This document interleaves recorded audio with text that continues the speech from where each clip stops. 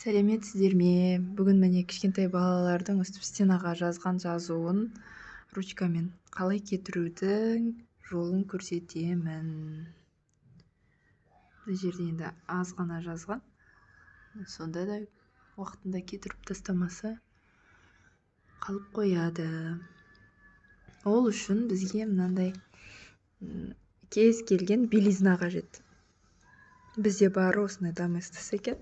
Және құлақ шұқығыш ватный палочки керек. Міне барлық творчестволарының үстіне жағып шықтым. Қазірдің өзіне міне ағарып тұр уже. Қазір біраз уақыттан соң мүлдем кетіп қалады. Қазірдің өзінде көрінбейді, кейбірі кетіп қалды. Міне бұл жерлерде тұр. Жай ғана жағып шығамыз. Ешқандай ысқылаудың, сүртудің қажеті жоқ. Мына жерлерде бар. Біраз уақыттан соң кетіп қалады. Бұл жерде болған, ол да азайып қалды. Міне 5 минуттан кейін ешқандай да жазу қалмайды.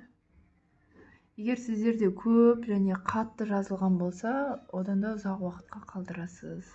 Содан соң жай ғана сүртіп аласыз. Ысқыламай, жай ғана құрғақ тряпкамен сүртіп аласыз.